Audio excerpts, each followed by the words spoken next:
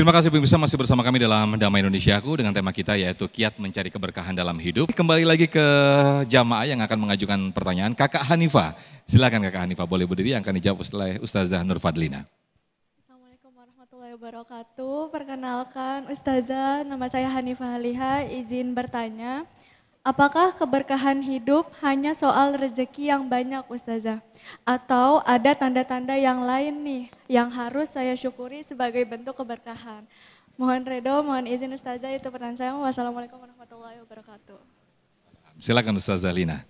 Bismillahirrahmanirrahim. Jadi kalau bicara keberkahan bukan hanya perkara rizki.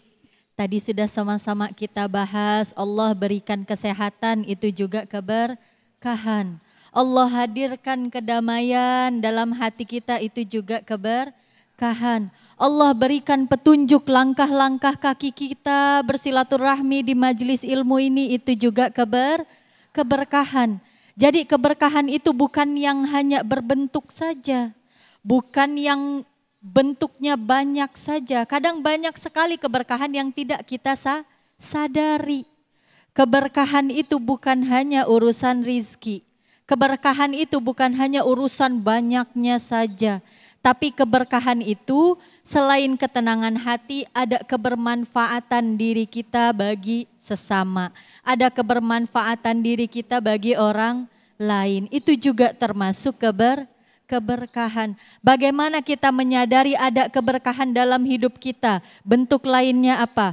Yaitu terhindarnya diri kita, keluarga kita, kerabat terdekat kita dari musibah. Terhindarnya dari azab Allah. Terhindar dari hal-hal yang buruk. Itu salah satu dari keberkahan yang Allah berikan. Bagaimana itu mendapatkan keberkahan bentuk itu? Salah satunya selain bersyukur, selain merasa cukup, selain menerima segala takdir Allah, kita juga sering bermuhasabah. Kita berhitung-hitung nikmat Allah itu banyak. Nikmat Allah itu banyak bentuknya, nikmat Allah itu luas. Tidak hanya bentuknya rizki, tapi banyak bentuk-bentuk lainnya. Selain bersyukur, selain kita menerima takdir baik dan takdir buruk dari Allah, kita perkuat iman dan takwa kita. Jadi untuk menggapai keberkahan 3 nih Bu, perkuat iman dan takwa kita.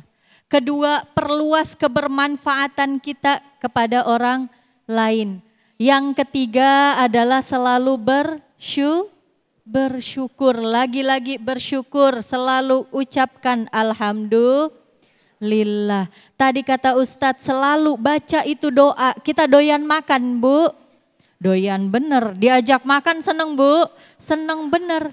Tiap makan itu kita baca doa tadi, Allahumma barik lana fima razaqtana wa qina azabannar. Ya Allah turunkan keberkahan kepada kami atas apa yang Engkau anugerahkan kepada kami. Anugerahkannya bentuknya rizki saja? Tidak. Allah berikan kesehatan, kesempatan hidup.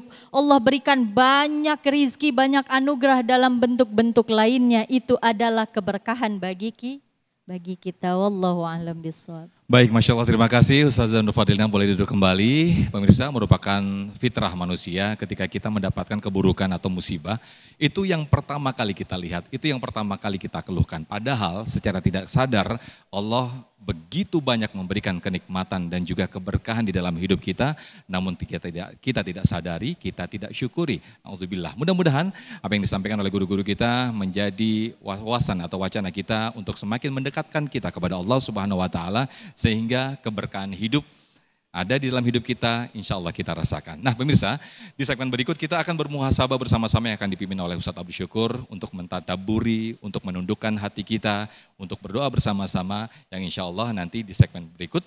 Untuk itu tetap bersama kami dalam Damai Indonesiaku.